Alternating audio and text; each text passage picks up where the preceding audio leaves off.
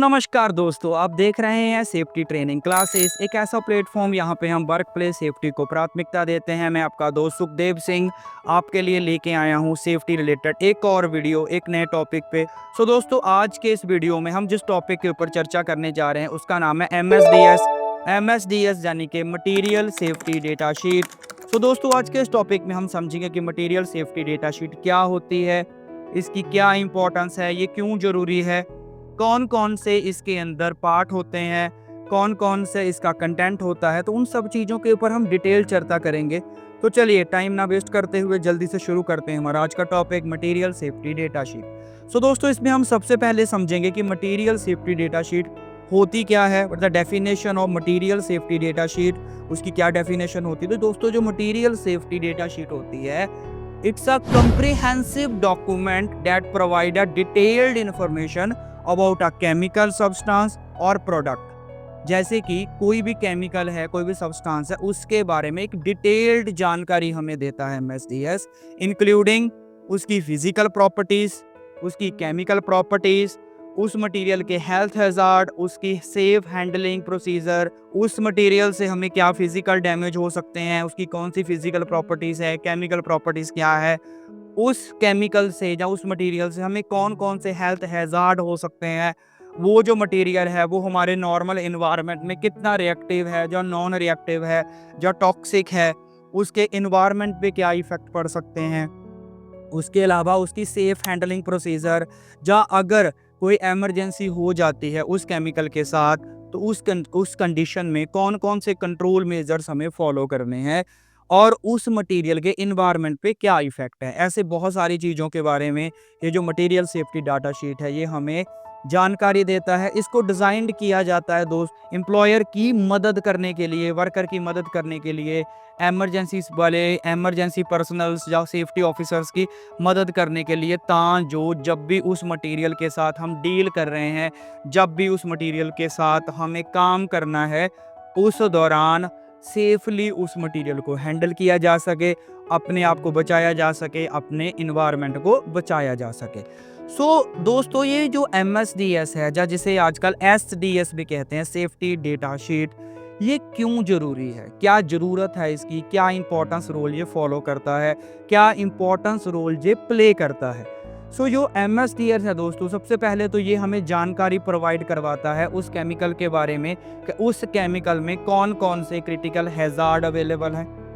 ये हमें बताता है कि उस मटेरियल की सेफ हैंडलिंग कैसे होगी, स्टोरेज कैसे होगी और डिस्पोजेबल कैसे किया जाएगा। फिर ये हमें बताता है कि अगर कभी उस मटेरियल में किसी तरह की इमरजेंसी आ जाती है, लाइक अगर कोई उस मटेरियल के एक्सपोजर में आ जाता है, जब वो मटेरियल बिखर जाता है, स्पिलेज हो जाती है उस मटेरियल की, उस दौरान हमें क्या करना है, कैसे रिस्पॉन्स करना है।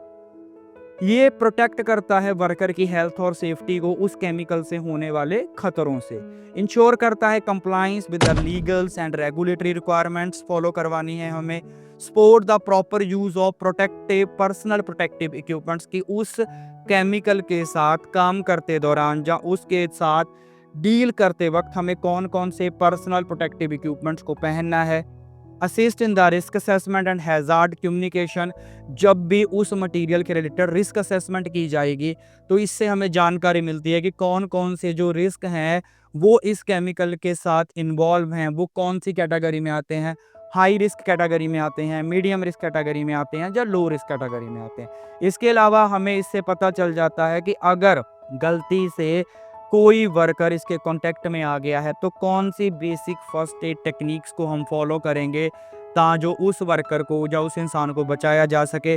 और दूसरा, हमें अगर उस केमिकल में फायर लग जाती है, आग लग जाती है, तो कौन से केमिकल प्रोसीजर, यानी कि what is the way of extinguish, उस फायर को बुझाने का कौन सा तरीका होगा, वो फायर कौन सी कैटेगरी की होगी। दोस्तों, फायर और उसकी क्लासेस पे हमने एक डिटेल्ड वीडियो बनाई है जिसका लिंक आपको वीडियो के डिस्क्रिप्शन में मिल जाएगा, आप उस वीडियो को भी देख सकते हैं। उसमें हमने फायर के रिलेटेड काफ़ी इंपॉर्टेंट चीज़ों को कवर किया है, हमने उसको एक प्रॉपर प्लेलिस्ट की फॉर्म में बनाया है जिसमें काफ़ी सारी चीज़ों को हमने कवर किया है। दोस्तों, आगे चलते हैं। इसके बाद हमें बताता है improve the work place safety culture and awareness कि हमारा जो सेफ्टी कल्चर है उसको इम्प्रूव कर सकते हैं। अब सेफ्टी कल्चर कैसे इम्प्रूव होगा, अगर वहाँ पे एक्सीडेंट नहीं होंगे। एक्सीडेंट्स को रोकने के तरीके, किन सब चीज़ों के ऊपर हमें प्रॉपर डिटेल्ड जानकारी मिल जाती है MSDS से। सो दोस्तों, जो हमारा मटेरियल सेफ्टी डेटा शीट होता है इसमें टोटल 16 सेक्शन होते हैं। 16 तरह की अलग अलग चीज़ों के बारे में ये हमें जानकारी देता है। सो दोस्तों, इसमें सबसे पहले नंबर पे आता है हमारा आइडेंटिफिकेशन।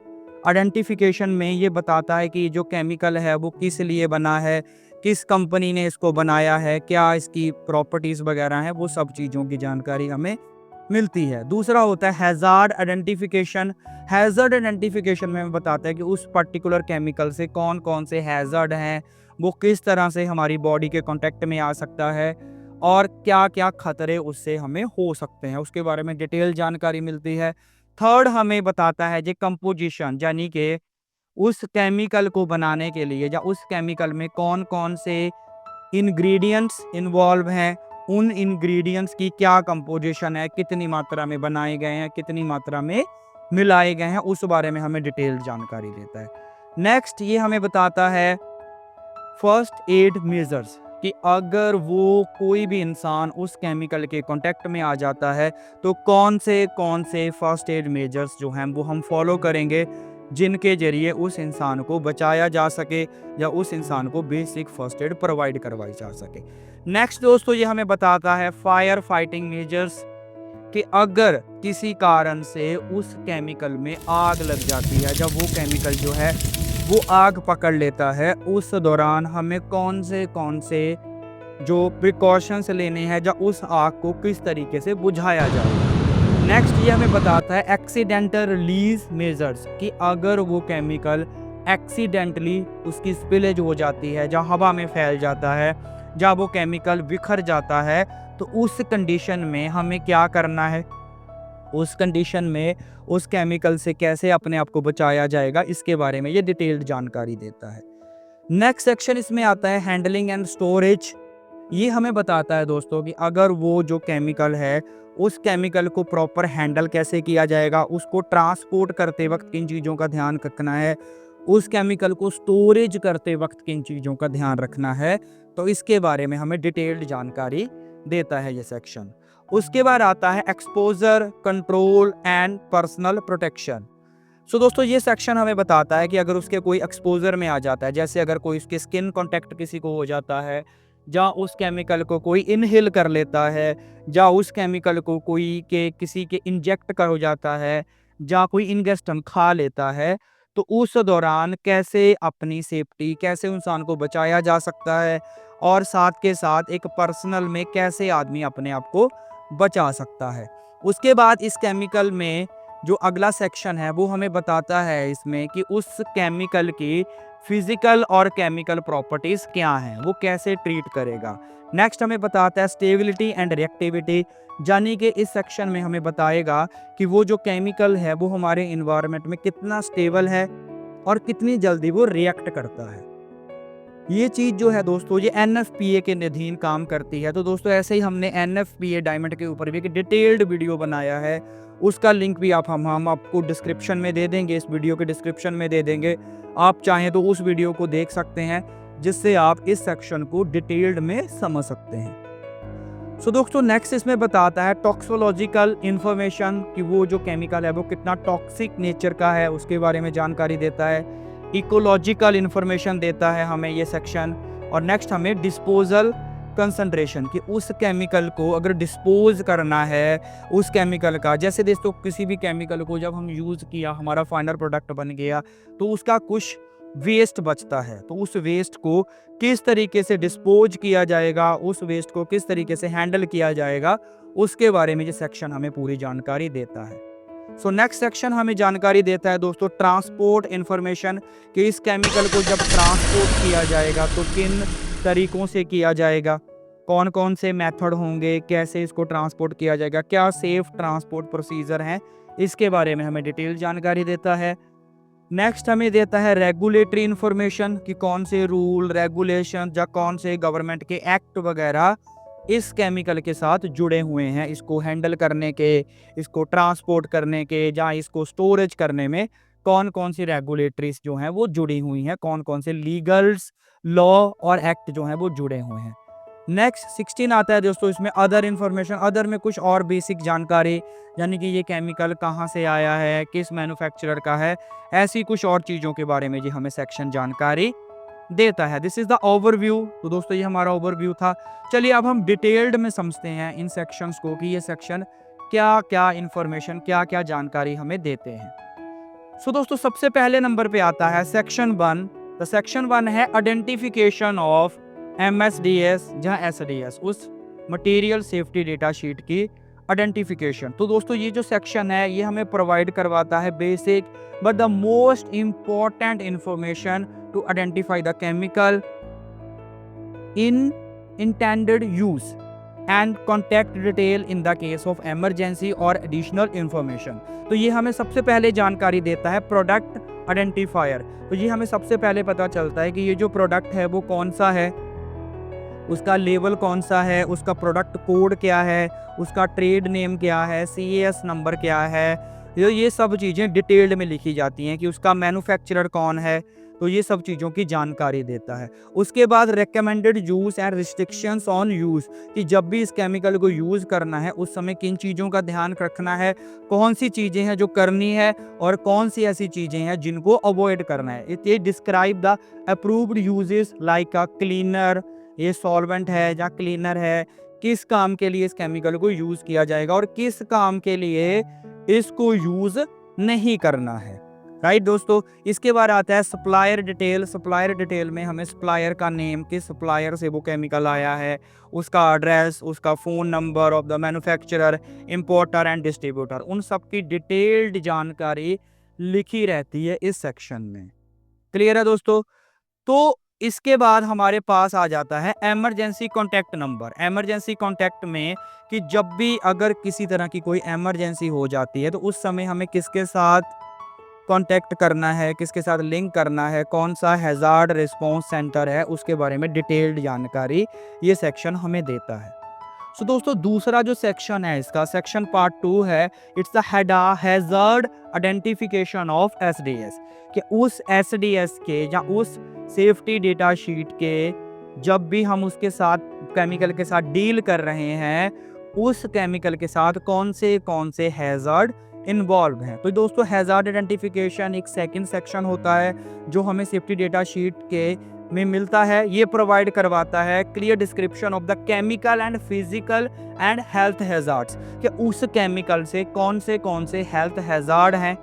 और ये जो क्लासिफिकेशन, इस बिहाफ पे उस केमिकल की क्लासिफिकेशन की जाती है कि वो जो केमिकल है वो टॉक्सिक इन नेचर है, वो एक्सप्लोजिव टाइप है, वो रिएक्टिव इन नेचर है, ऐसी हर चीज़ की डिटेल्ड जानकारी वो देता है ये सेक्शन हमें। तो ये जो सेक्शन हमें जानकारी देता है ये देता है बिहाफ ऑफ GHS। GHS होता है हमारा ग्लोबली हार्मोनाइज्ड सिस्टम। दोस्तों ये एक सिस्टम बनाया गया है जिसमें कुछ साइंस, कुछ पिक्चर्स को डिटेल्ड में बताया जाता है जिनके थ्रू उस केमिकल के बारे में कुछ इंपॉर्टेंट जानकारी मिलती है। तो इसमें सबसे पहले होता है GHS क्लासिफिकेशन ऑफ सब्सटेंस। तो ये डिस्क्राइब करता है हैजार्ड अकॉर्डिंग टू GHS, कि GS के अकॉर्डिंग उस केमिकल में कौन कौन से हैजार्ड इन्वॉल्व हैं। दूसरा इसमें रहता है पिक्चर, एक दोस्तों सिंबल टाइप पिक्चर बनी होगी जो उस केमिकल के रिलेटेड हैजार्ड्स को रिप्रेजेंट करती है। थर्ड ये बताता है हैजार्ड स्टेटमेंट, कि वो जो हैजार्ड है वो उस नेचर में किस डिग्री का है, या कितना बड़ा हैजार्ड है, कितने हाई लेवल का है, उससे जो होने वाला रिस्क है वो कितना सीवियर है, कितना ज़्यादा है या कितना कम है। प्रिकॉशनरी स्टेटमेंट में बताता है कि जब इसको हैंडल करना है, जब इसको स्टोरेज करना है तो उस समय क्या क्या चीज़ों का हम ध्यान रखेंगे।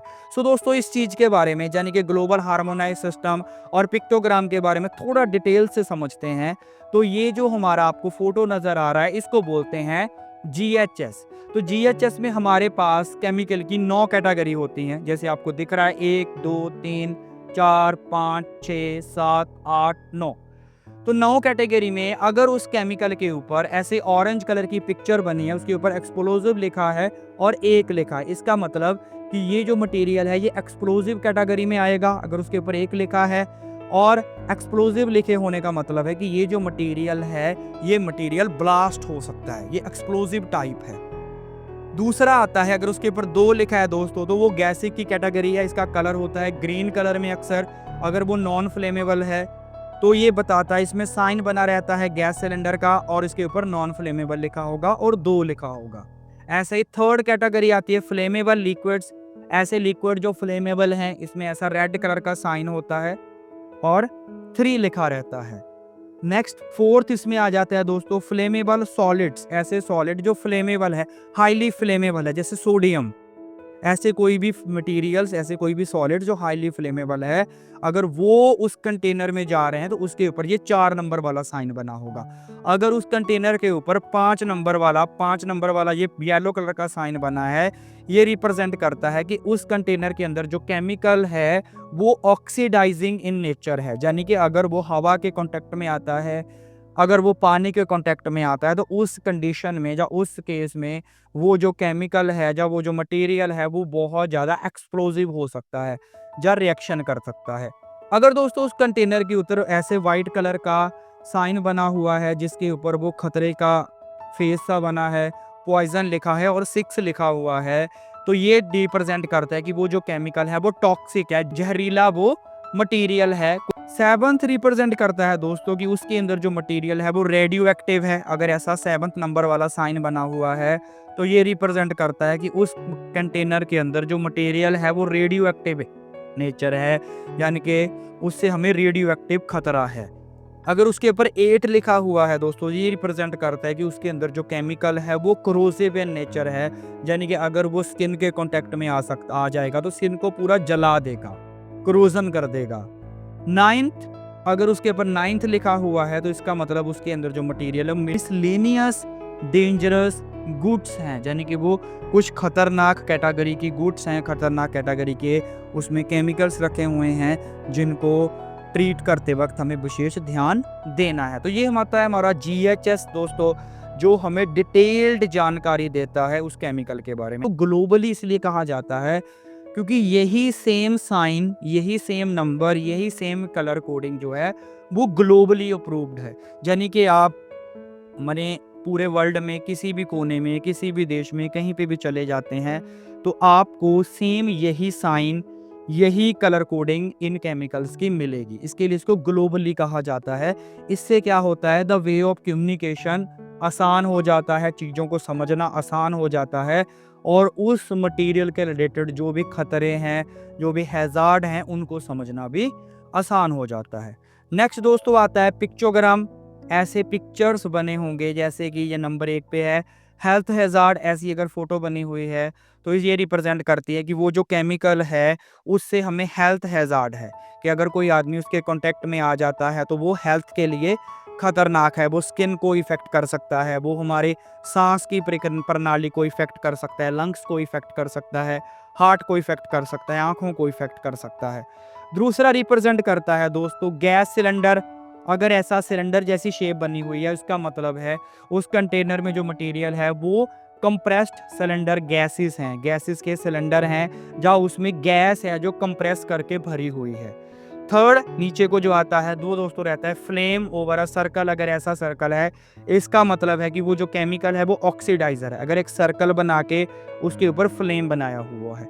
ऐसे ही नेक्स्ट में जो है फ्लेम, अगर उसके ऊपर सिंपल फ्लेम बनाया हुआ है, सर्कल नहीं है, तो वो रिप्रेजेंट करता है कि वो जो केमिकल है वो फ्लेमेबल है, सेल्फ हीटिंग है और वो सेल्फ इग्निशन टाइप केमिकल है। यानी कि वो केमिकल अगर उसको जरा सा गर्म किया जाएगा या किसी हॉट टेम्परेचर में आता है या इग्निशन सोर्स के पास में आता है तो उस केमिकल में सडनली आग लग जाएगी या एक्सप्लोजन हो सकता है। सो दोस्तों नेक्स्ट आता है कोरोजन। कोरोजन के लिए ऐसा साइन बना रहेगा, ये रिप्रेजेंट करता है कि वो जो केमिकल है अगर स्किन के कांटेक्ट में आता है तो स्किन पे बर्न कर सकता है, वो आईज को डैमेज कर सकता है, मेटल्स को भी कोरोजन कर सकता है। नेक्स्ट आता है दोस्तों इन्वायरमेंटल। ये केमिकल अगर इस पे ऊपर ऐसे जैसे पेड़ और मछली की फ़ोटो बनी है, इसका मतलब है ये केमिकल जो है वो हमारे पर्यावरण के लिए नुकसानदेह है। अगर उस केमिकल के डिस्पोज़ल को समुद्र में या पानी में फेंक दिया जाएगा तो वहाँ के जल जीवन को ये इफ़ेक्ट कर सकता है। या अगर ये एक्सीडेंटली रिलीज़ हो जाता है तो हमारे पर्यावरण के लिए ये सेफ़ नहीं है। एक्सक्लेमेशन अगर मार्क किसी के ऊपर बना हुआ है, ये रिप्रेजेंट करता है कि ये जो केमिकल है ये इरिटेशन पैदा कर सकता है, स्किन सैनिटाइजर है, टॉक्सिक है, हार्मफुल है। अगर ये स्किन के कांटेक्ट में आता है तो ये इफेक्ट कर सकता है। अगर नेक्स्ट है एक्सप्लोडिंग बॉम्ब, अगर ये सा साइन बना हुआ है उस कंटेनर के ऊपर, ऐसी पिक्चर बनी हुई है, तो ये रिप्रेजेंट करती है कि वो जो केमिकल है वो एक्सप्लोसिव इन नेचर है, सेल्फ रिएक्टिव है। यानी कि वो केमिकल अगर किसी हवा के कांटेक्ट में आएगा या पानी के कांटेक्ट में आएगा तो उसमें एक्सप्लोजन भी हो सकता है। अगर ऐसा स्कल और क्रॉस बोन्स बनी हुई हैं, ये रिप्रेजेंट करते हैं कि वो जो केमिकल है वो बहुत ज़्यादा टॉक्सिक इन नेचर है। अगर कोई इंसान उसके कांटेक्ट में आता है, आइदर उसको इनहेल करता है या वो किसी तरीके से अगर हमारी बॉडी के अंदर चला जाता है तो उस कंडीशन में इंसान की मौत हो सकती है। अब दोस्तों हम समझते हैं कि ये जो केमिकल हैं ये हमारी बॉडी के कांटेक्ट में कैसे आते हैं। तो ये केमिकल्स जो हैं ये 4 तरीके से हमारी बॉडी के कांटेक्ट में आते हैं। नंबर 1 इनहेलेशन यानी सांस के ज़रिए। नंबर 2 एब्जॉर्बेशन यानी कि हमारी स्किन कांटेक्ट के ज़रिए कि स्किन के ऊपर गिर गया, हाथ के ऊपर, फेस के ऊपर, चमड़ी के ऊपर गिर गया। थर्ड है इंगेस्टन यानी निगलना, अगर किसी ने इनको खा लिया है। और फोर्थ है इंजेक्शन, इंजेक्ट कर दिया गया, जैसे कि किसी के इंजेक्शन लगा दिया या कोई वैनम है उसने काट दिया, तो वो इस तरीके से इन केमिकल के एक्सपोजर में हम लोग आते हैं।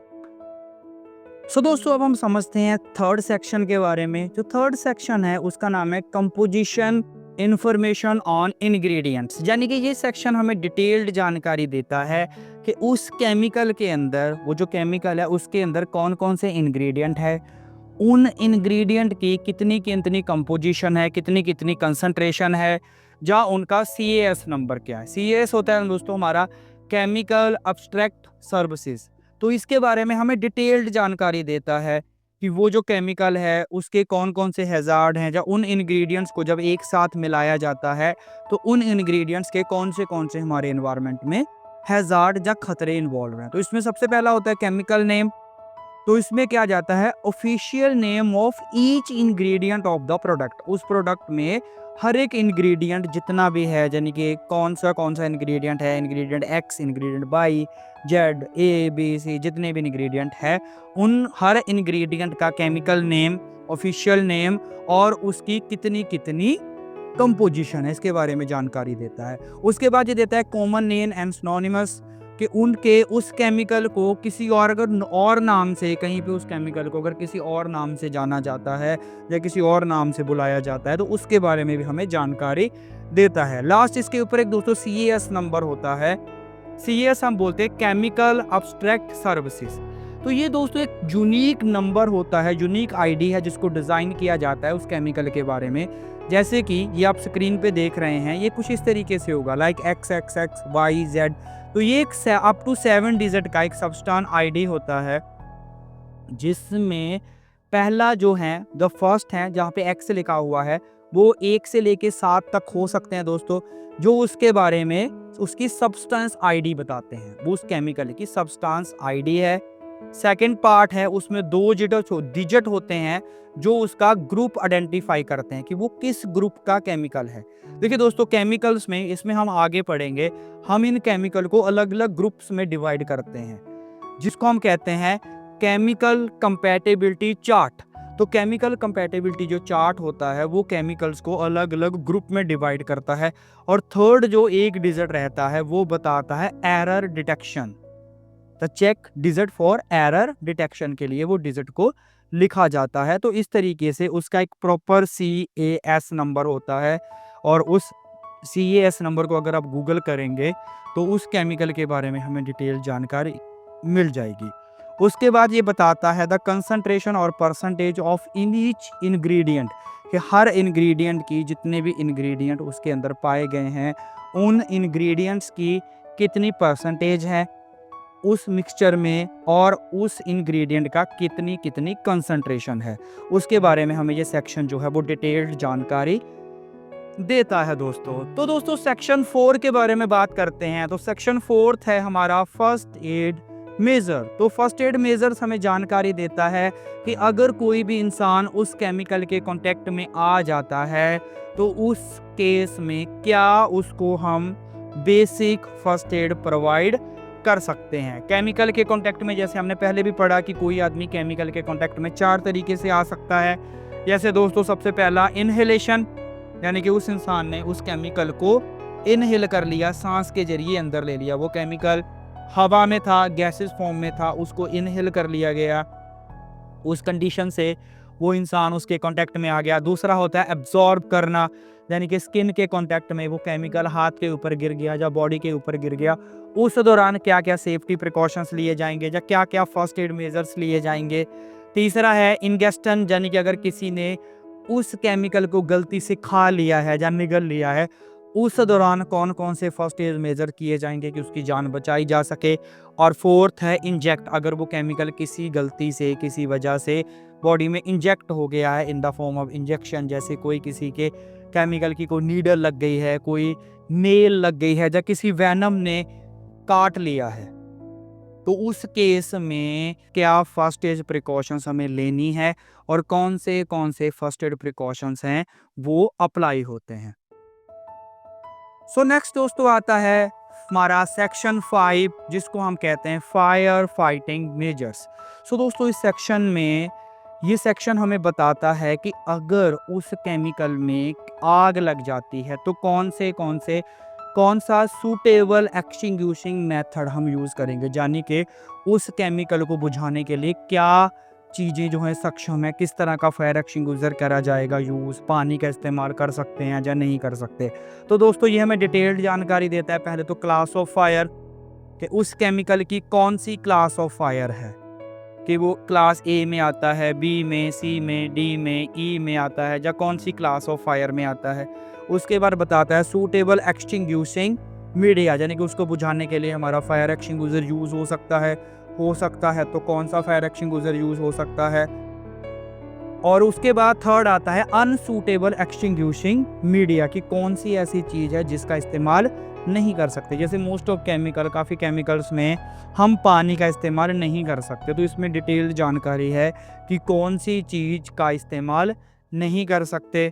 उसके बाद आता है specific hazard from the chemical during burning, अगर वो ड्यूरिंग बर्निंग, अगर वो केमिकल जलता है, जल रहा है, उसमें आग लगी है, क्या उससे कोई और हैजार्ड हो सकते हैं। ऐसा तो नहीं कि वो केमिकल जलने के बाद कोई ऐसी गैस प्रोड्यूस कर दे या ऐसी फ्यूम प्रोड्यूस कर दे जो और ज़्यादा घातक हो, जो और ज़्यादा क्रिटिकल हो, जिससे मौत का दर और ज़्यादा बढ़ जाए। स्पेसिफिक प्रोटेक्टिव इक्विपमेंट्स कौन कौन से हम यूज़ करेंगे फॉर अ फायर फाइटर्स, कौन से इक्विपमेंट यूज़ कर सकते हैं। और possibility of explosion under heat pressure और सर्टेन कंडीशन, की अगर वहाँ पे हीट है ज़्यादा तो उस कंडीशन में कौन से सेफ्टी प्रिकॉशंस हमें फॉलो करने हैं। सो दोस्तों नेक्स्ट है हमारा section 6, it's a accidental release measure. तो एक्सीडेंटल रिलीज मेजर जो है वो हमें बताता है कि अगर वो केमिकल एक्सीडेंटली उसकी स्पिलेज हो जाती है तो उस केमिकल को कैसे कंटेन किया जाएगा, कौन सी कंटेनमेंट टेक्निक्स होंगी,